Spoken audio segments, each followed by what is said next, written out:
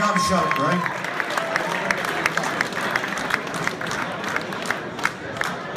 Ladies and gentlemen. Hello. Hey, Jerry. All right. Ladies and gentlemen, my Philip bought me this walking stick in a second-hand shop in London many years ago. It's really a sword. And he told me I could kill somebody one day and it might be him. He aggravates me. He does, honestly. He aggravates me something terrible. Put it back in its might go up his arse later. But anyway, I never said that. Anyway, ladies and gentlemen, tonight, 29 years. I can't believe it. I'm not on good form or anything like that. But what I want to say is, could we all have 1 minute silence? Because throughout this year, the world has gone wrong. All the tragedies in the world, and all the killings and fightings and everything, and people falling out with loved ones and everything. And we've all lost somebody dear to us throughout the year. And also our animals. We love our animals and we've lost them. I want you all to close your eyes. You've had loads of music. And for 1 minute, think of the happy times you had with your beautiful loved ones. And then I'll talk to you. Thank you kindly and God bless you all.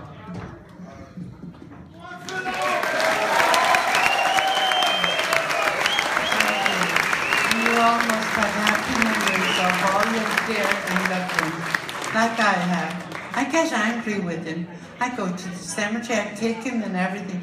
But then I remember how many of you love him. And you're the people that have kept me on this planet. Because without him, I'd be nowhere. There's all of you here, each one of you in this audience, who have written to me, I fell out with a few of them. They're in front of me here tonight. I'm going to murder them if they don't send me an Easter card, because life is too short to fall out. I want to talk about a couple of people in the audience who are very special. Mr. Shea Healy, Smiley informed me tonight, is in the audience. I'd like to tell you a little story. It's a human story. When Philip passed away, he arrived at Philip's house and I was living there. He said, I want to do a documentary, and that's the rocker. And so I realized I was going to be on television. And I got my special blouse and I ironed it special and everything. And I kept going to the mirror as you do, you know. And I made myself as pretty as I could. And the next thing was, Shea said he'd arrive at 11 o'clock. So I went in the mirror for the last look.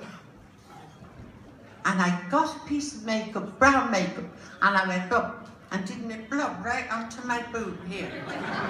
onto the blouse. But at that, no, I forgot to tell you that the reason it blobbed, the buzzer went.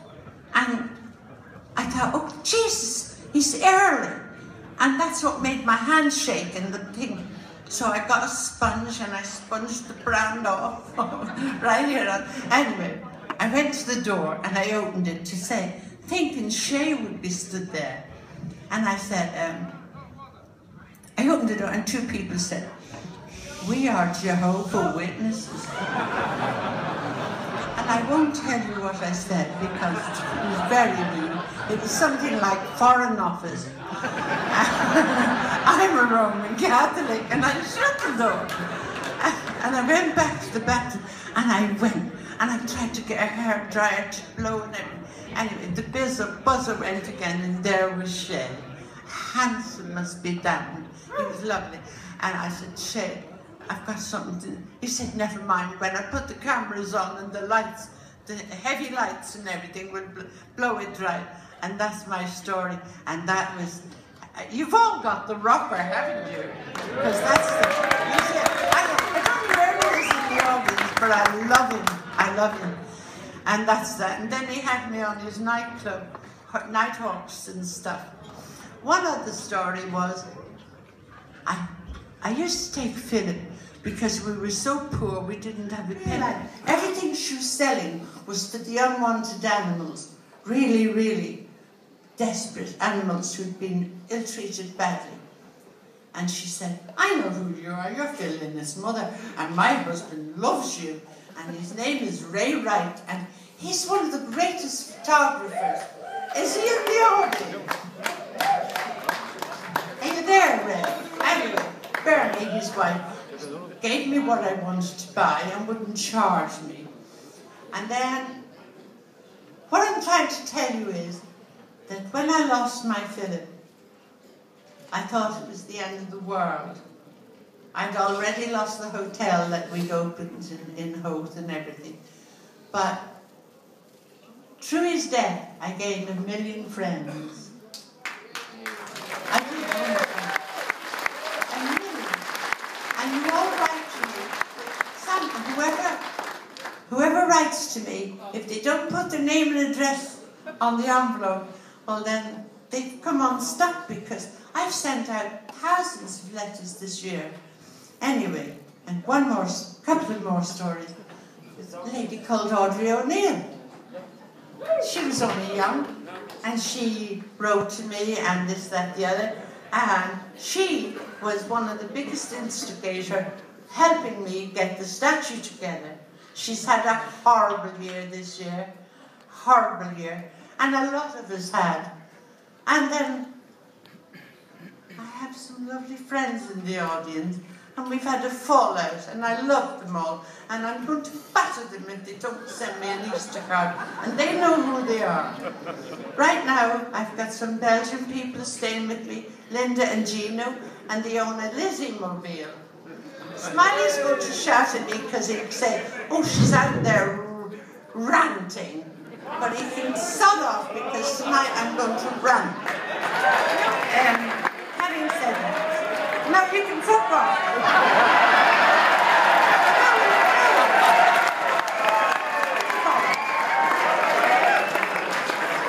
I've had a few drinks, can you tell? And they sent me up a bottle as well to sweeten me up and everything. But anyway, today, I only want to tell you all, 29 years, can you believe it? How many people in this audience are 29? That is what is happening to my son's music, and I love every single one of you from all down the years, coming and being with me and everything. And even the ones I fell out with, and I don't know where they are in the audience. Linda and Gino are staying at my hotel, at my house, my hotel. And I've had loads of visitors today, but God bless each and every one of you in this audience.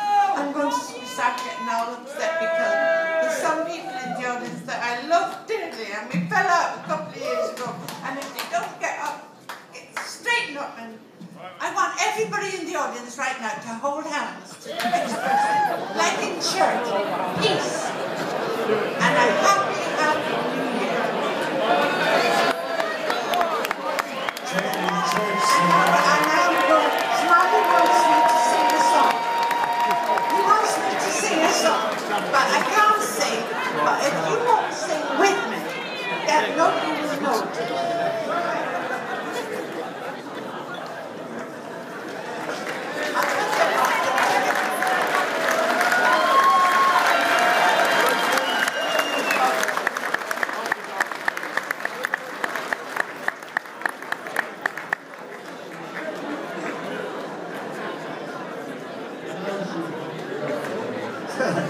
Cheers. Take me to church. I got to see a hosier in the audience, didn't they? No? I was telling you, I was 66 this year. I might actually get married this year. So I was looking for a hosier. Take me to church.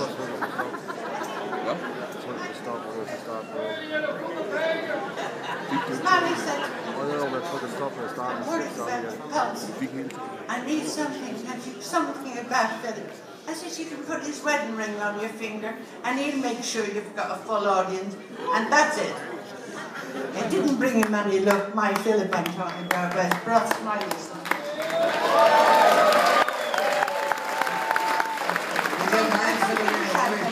You take me to church. Take me to church. What?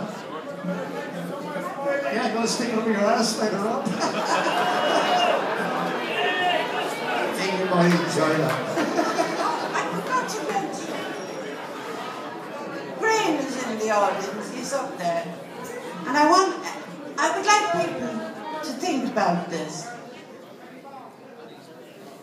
I was asked to fly to London on the last Christmas of my Philip's life. And I flew, and I got there. And Philip opened the door, and the Christmas tree was there, and he had all the stockings hanging everywhere. And the house was beautiful, but I didn't know that my Philip was on heavy drugs. I swear to God, I'll go to my grave telling you all, I did not know he was on heavy drugs. I used to say to him, Philip, don't ever go on heavy drugs. Ah, Jesus, ma. We all try everything, you know, big cocky. Anyway, on Christmas Day, I put a turkey in the oven, and Big Charlie, who's now dead and up there with him, because Shane McGowan found Charlie dead in his apartment. But Big Charlie was Philip's best roadie and best friend. Big Charlie came to the door, and I opened it, and he said, where's Philip? I said, he's in bed. I said, nobody fucking told you yet, he said. I said, what are you talking? I said, Charlie, I called a doctor to take care of Philip. But I'd called the local doctor, and he gave me Beecham's powders to settle Philip's stomach. If I had known that Philip was on heavy drugs, I would have called the guy who was looking after him, the doctor who knew all about drugs. And my Philip would be still here with us today. But I didn't. I was so... It kept it all from me.